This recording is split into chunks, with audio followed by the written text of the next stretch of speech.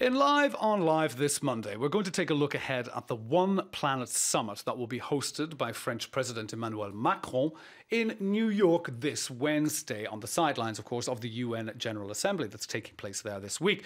Now, the summit will review the commitments that were made at the first One Planet Summit, which took place in December of last year, and according to their press release, will further accelerate the implementation of the 2015 Paris Agreement. That's the COP21 to you and me, by putting finance in service of climate action. And this is all to ensure a collective response to climate change. Now, joining me in the studio is Stephan Savarese from Techno Carbon Technologies, and it's also part of the One Planet workshop or atelier here in Paris. Stephan, thanks very much for coming into the program today. Welcome, David. Now, firstly, let's have a look at what you do yourself. Techno Carbon Technologies, what does it actually do? Now, if I get my head around it, we're always talking about being carbon neutral, but this is about becoming carbon negative, which is a positive thing. Yes. Explain. In fact, CO2 negativity is absolutely necessary to meet the challenges of the Paris Agreement, because if you if you shoot only for carbon neutrality, we will likely miss the objective. Currently, the nationally determined contributions of the various countries, which are the commitments to reduce CO2 emissions, bring us towards 2.5 or 3 degrees of global warming.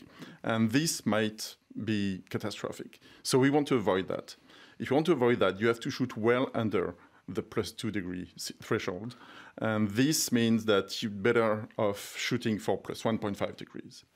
How do you do that? You need to actually remove a lot of CO2 from the atmosphere. Currently, we emit 45 billion tons of CO2 per year, and we need to change that to net zero. And how do you do that? Well, first, you reduce your CO2 emissions, and then you suck the CO2 out of the atmosphere using available technologies. This is the crux of the issue, is the available technologies. I mean, there's a very nice quote from climate scientists who are meeting, I think, in the December meeting, saying, well, we need to find a carbon-sucking fairy godmother. And this was in reference to what I think the acronym is the BECCS, B-E-C-C-S, and that's bioenergy with carbon capture and storage.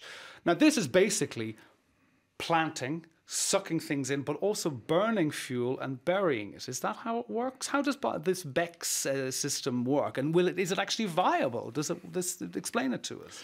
Well, BECCS has limitations. It has two limitations. One is the issue of scalability, and the other one is the issue of profitability. Because if you're using something like CO2 and you make complex devices, or you build a lot of forests to capture the CO2 and turn it into some carbon compound that you're going to include into something that you're going to bury, then you've spent a lot of money to put it underground.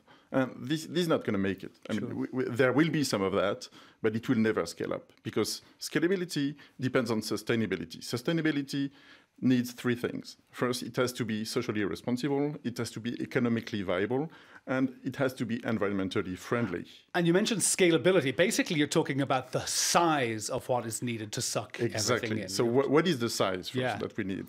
Okay, I said we have emitted about 40 billion tons of CO2 per year, and in fact, what we need to suck out of the atmosphere is going to be 5 to 10 billion tons per year. So 5 to 10 billion tons, that's massive. And it's so massive that if you were to do that only with trees, there wouldn't be enough land on Earth to do that. So you need to find something which enables you to do that continuously for a long period of time, while at the same time growing your economy, because nobody's going to shoot for. And also take into consideration population explosion. I mean, we've got the cities that are spreading out bigger and bigger and bigger. So like even natural habitats are being encroached on left, right and centre. So how do we... It sounds like a bit of a doomsday scenario where we've got less land to put the plants and the trees that we need to suck in the carbon, and more people taking up the place that we could plant. So this is exactly what we've been doing at Atelier One Planet, which is devise a plan to do that. How do you achieve reducing the CO2 content of the atmosphere? That's basically you need to reduce the emissions of each person. If you have 10 billion people in 2050, it means you will have only 1 ton of CO2 allowed per person. Right now in France, it's 5. In Germany, it's 10. In the USA, it's 15. Yeah. So this gives you the size of the CO2 emission reduction we must do. But this is not enough because you must go to 0. It means once you have achieved 1 ton of CO2 per year per person, you have still 10 billion tons to store.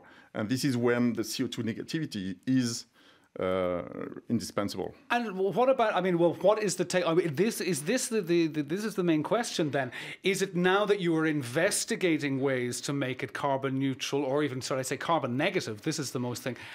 Are you investigating? Is this what the kind of the public-private partnerships are all about when we're talking about Open Planet? You're looking into the development of this because there isn't a silver bullet already. It doesn't exist. There will probably several technologies. Yeah. Most of them won't be scalable, but a few of them will. And at Techno Carbon Technologies, we have found one, which is named CFS, carbon fiber stone, which actually can scale up because it replaces most of the construction materials. And this is massive because... So it's a construction material that sucks in carbon. That is made of CO2. That is made of CO2. Yeah, it's made of stone and some CO2. Yeah. We don't have a lot of CO2, so it has to be massive. We can replace 95% of the construction materials with it, and we will have some impact when we actually come to 10% of that. And this can be done only because the material is environmentally friendly, because it has superior performance to the existing materials, and because it can be manufactured in vast quantities because it's using available hard stone, which is everywhere available on Earth, and CO2, which is also available. And we have also the means to capture it in an economically viable way. And when you say as a construction material, like is this material something that could be used in construction from anything from houses to buildings to skyscrapers to anything that you would maybe potentially use stone in? Yes, anything short of that would not work. So that's the characteristic of this material, CFS. It can replace concrete, armed concrete. It can replace steel and also aluminum. So would you be waiting for people to start saying, okay, well, we want to take an order of, I don't know, 25 cubic tons of this material to build the next, I don't know, tower or a skyscraper, and you're just waiting for people to actually come to you? How are you actually pushing this out there, that this is the good news that is coming from Paris, the 18th arrondissement? Exactly, yeah. It's done in France, and we are lucky. We found actually our first industrial partner, which is named NGE. It's a number 4 construction works and building group in France. And they are growing fast, and they know that they have to reduce their CO2 emissions. So they just announced today that we have to go. They are giving us they are our first investor and our first industrial partner. So it's a win-win thing. So there is a backbone to the rhetoric that comes out of these climate talks, because we hear all of the thing. Action requires a collective response coming from a President Macron, and discipline, ambition, and all of these very kind of positive and energetic words. But you always kind of go, oh, well, like at this Paris conference that's happening on Wednesday, it's a summit with a lot of leaders and a lot of big people, from Antonio Guterres, the Secretary General, to Macron himself, among other world leaders. But they've only got 2 hours and 30 minutes to sit down and talk. Can anything actually concrete come out of those 2 hours and 30 minutes? Yes, because what we need is the impulse, and they give the impulse. Kolia Kuze, the inventor of CFS, and I were at the One Planet Summit last year in Paris. And we heard President Macron say, I need disruptive innovators. And we said, oh, that's us. We're not the only ones. That's the good news. Yes. But we are a few of them.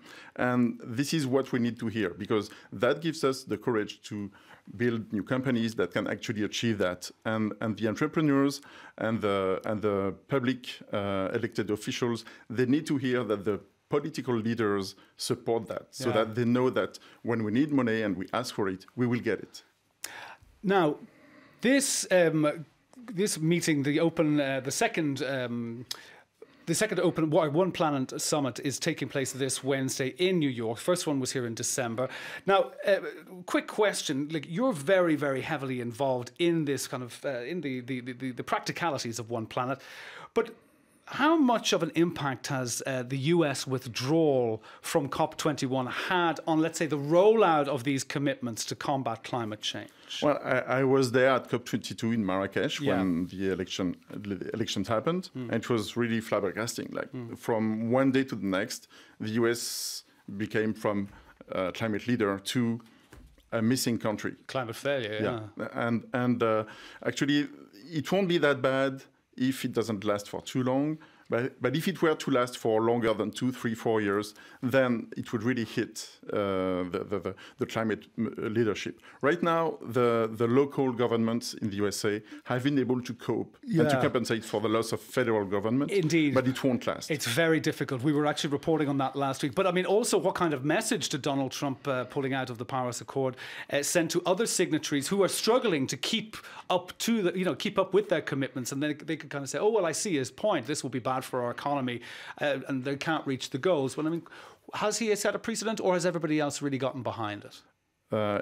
Everybody teamed up and said, okay, we will make up for the loss of the USA as long as it's temporary, because we cannot fight the USA. We need the USA to come back into the climate fight. Yes, so that is the bottom line. It hasn't, the Rubicon has not been crossed just yet. People haven't jumped on the ship. They're all getting behind the COP21, 22 and 23. And of course, we have 24. Is that right? Coming up in Poland, I think. Yes, in Katowice. In Katowice, and it will be a fight, because what we want to achieve there is to get Europe to exit coal.